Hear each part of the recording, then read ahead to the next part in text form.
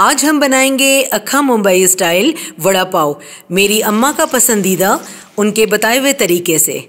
बहुत चटपटा और बहुत आसान स्टेप्स के साथ। लेकिन इससे पहले हमारे चैनल को लाइक और सब्सक्राइब करना मत भूलिएगा ताकि हम अपने 1 लाख सब्सक्राइबर्स के टारगेट को अचीव कर सकें। 3 पाव उबले हुए आलू को अच्छी तरह मैश कर लें।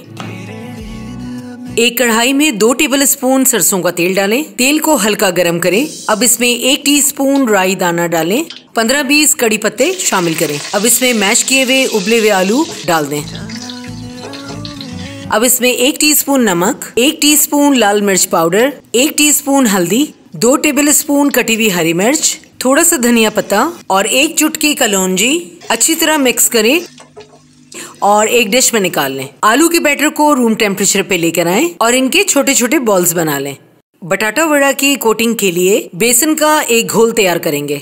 1 पाव बेसन में 1 टीस्पून लाल मिर्च पाउडर, 1 टीस्पून नमक, 1 टेबल स्पून चावल का आटा और थोड़ा थोड़ा पानी शामिल करके एक गाढ़ा बैटर बना लें।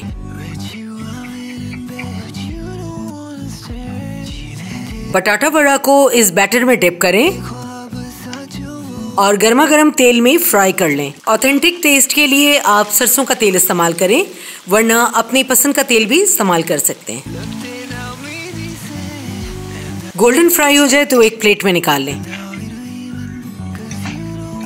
मिर्चों पे कट लगाएं और इसी तेल में फ्राई कर लें। गर्मा गर्म तली हुई मिर्चों पे नमक स्प्रिंकल कर दें। लेफ्ट ओवर बेसन के बैटर से छोटे छोटे पकोड़े फ्राई कर लेंगे। इन पकोड़ों से हम एक मजेदार लाल चटनी तैयार करेंगे। लाल चटनी बनाने के लिए 1 टेबल स्पून रोस्टेड मूंगफली, 3 जवे रोस्टेड लहसुन, 1 टेबल स्पून कश्मीरी मिर्च और थोड़े से पकोड़े इकट्ठे इनको मोटा मोटा ग्राइंड कर लें। हरी चटनी बनाने के लिए थोड़ा सा धनिया, थोड़ा सा पुदीना, ½ टीस्पून नमक, 1 जवा लहसुन, 2 हरी मिर्चें और आधा नींबू का रस शामिल करके इकट्ठे ग्राइंड करें और हरी चटनी बना लें। चलिए अब वड़ा पाव को असेंबल करते हैं। पाव को बीच से कट कर लें। सबसे पहले हरी चटनी लगाएं। बटाटा वड़ा इसके ऊपर रखें। ऊपर से लाल चटनी डालें।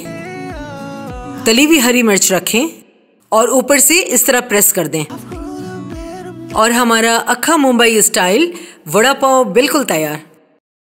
वीडियो पसंद आया हो तो लाइक और सब्सक्राइब जरूर कीजिए। अपना बहुत ख्याल रखें और अपने इस चैनल का भी।